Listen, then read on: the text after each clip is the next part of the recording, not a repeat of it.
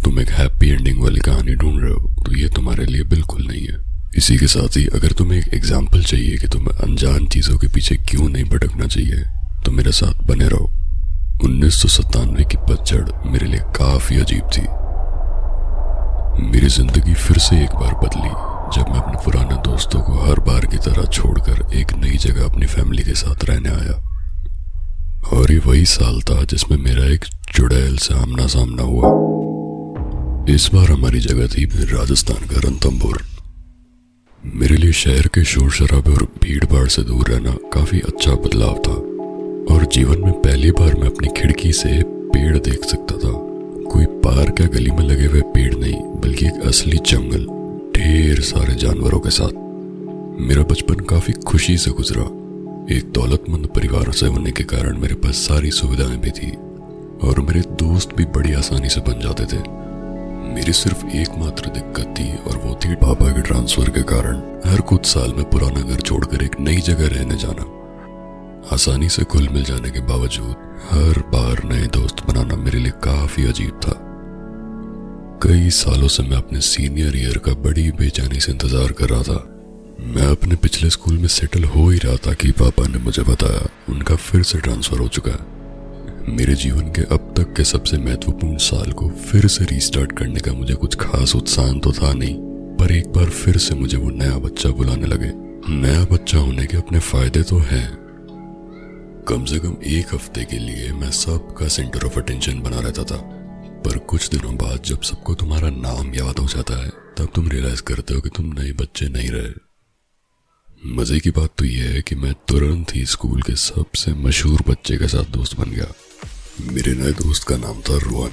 मुझे हर वीकेंड सबसे best house parties के इनविटेशन मिलते थे। रोहन को पार्टी करना बहुत पसंद था, इतना कि वो हर समय सिर्फ पार्टी करने की ही बातें करता रहता था। एक दिन मैं ये देखकर काफी हैरान हुआ कि रोहन ने पूरा लंच ब्रेक सन 1700 की किसी सड़ी हुई चुड़ैल की कथा सुनाने में निकाल दिया। तो रोहन के मुताबिक ये चुड़ैल एक भविष्यवक्ता हुआ करती थी और इसके गलत भविष्य बता दिए जाने के कारण गांव वालों ने इसे पीट पीट कर अधमरा कर दिया। और वो लोग इतने गुस्से में थे कि उन्होंने ध्यान ही नहीं दिया कि वो औरत एक गर्भवती है। बच्चे के पेट में ही मर जाने के बाद उस बेचारी ने अपने आप को एक कमरे में बंद करके सड़ कर मर जाने के लिए छोड़ दिया।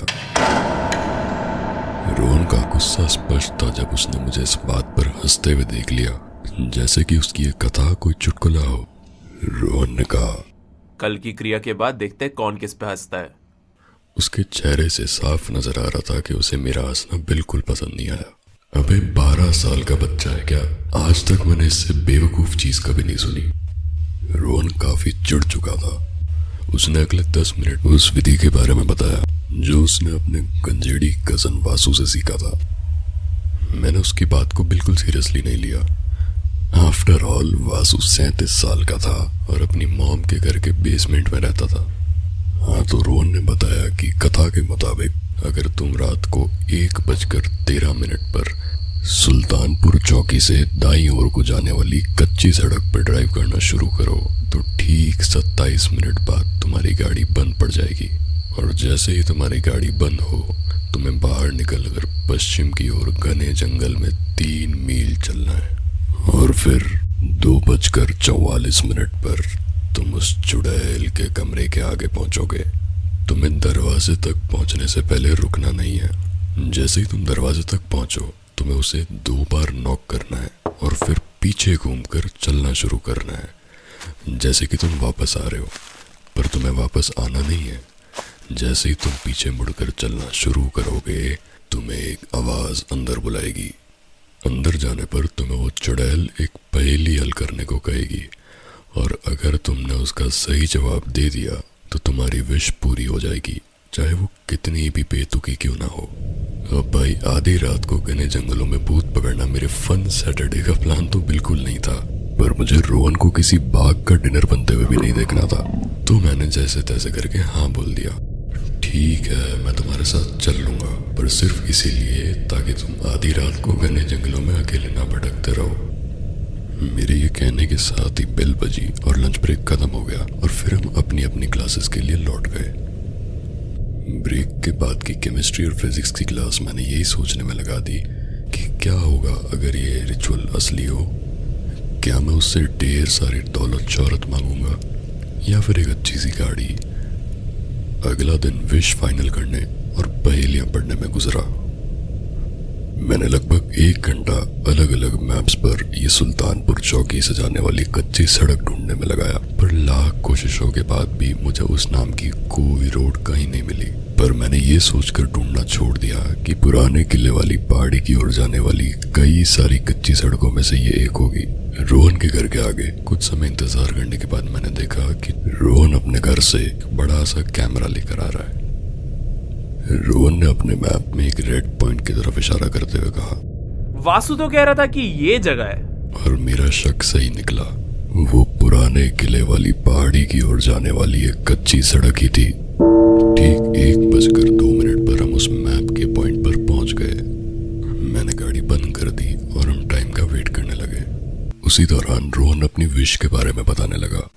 उसने कहा कि वो बिल गेट्स से भी अमीर होने की विश मांगेगा, और फिर उसने अगले 10 मिनट ये बताने में लगाए कि वो अपने अरबों रुपए कैसे खर्च करेगा।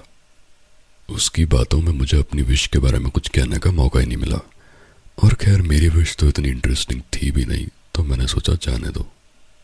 ठीक 1:13 पे मैं गाड़ी चलानी शुरू करता हूँ और लगभग 10 मिनट बाद मैं देखता हूँ कि गाड़ी का रेडियो बार बार बंद चालू हो रहा है। पर मैंने उस पर ज्यादा ध्यान नहीं दिया क्योंकि मुझे लगा इतने घने जंगल में कहाँ सिग्नल होगा।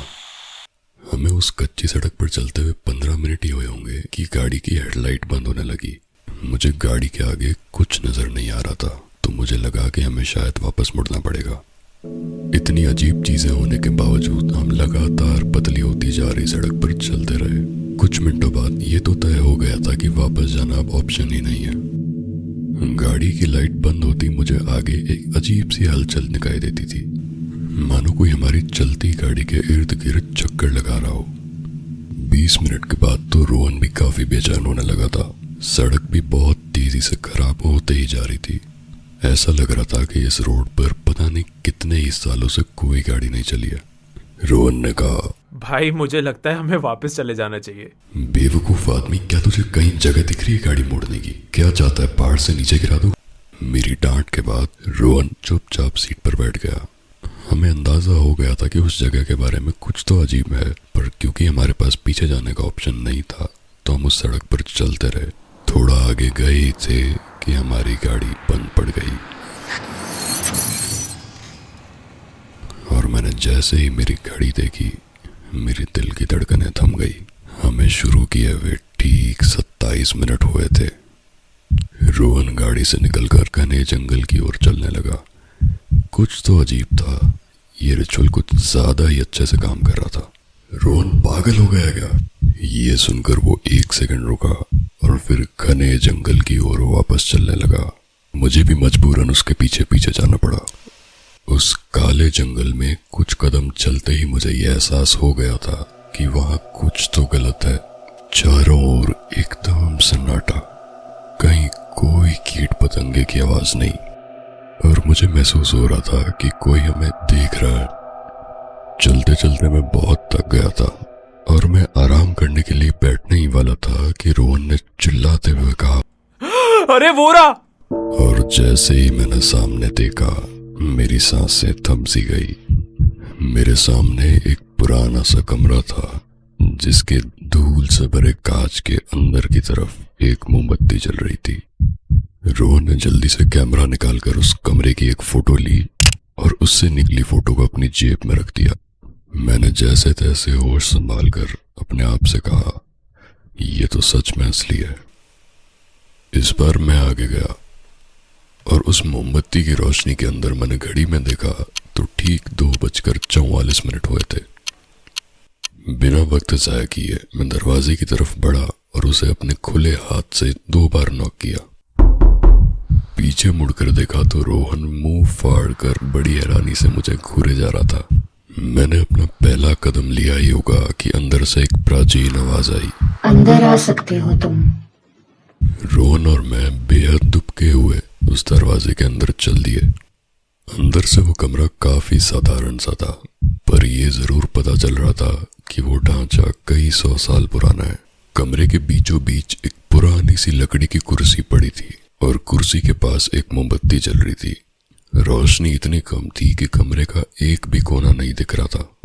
ये तक नहीं समझ आ रहा था कि वो आवाज कौन से कोने से आई। पूरे कमरे में बेहद गंदी सड़े हुए मांस की बास आ रही थी। मुझे चक्कर आने ही वाले थे कि उस आवाज ने कहा, बैठो और सोच समझ कर जवाब देना। मेरे प्रतिक्रिया करने से पहले ही रोहन मुझे धक्का देकर चेयर पर जाके बैठ गया और वो बेचैनी से कमरे के चारों ओर नजरें दौड़ाने लगा। और तभी कमरे के एक कोने से एक पतली सी छवि उसकी ओर बढ़ने लगी और उसके सामने आकर खड़ी हो गई। ये चीज किसी जमाने में इंसान तो हुआ करती थी, पर अब उसमें इंसान कहने लायक कुछ बचा नहीं था। वो पूरी तरह सड़ चुकी थी। मांस हड्डियों से पिघल कर नीचे गिर रहा था और प्राचीन चमड़ी के कुछ हिस्से हड्डियों पर चिपके हुए थे और जहां आंखें होनी चाहिए थी वहां 2 काले खड्डे। ये चुड़ैल असली है, मैंने अपने आप से एक डरी हुई आवाज में कहा। कमरा सन्नाटे से जम गया और तभी उसने कहा, अपनी इच्छा के बारे में सोचो, पर कुछ बोलना मत।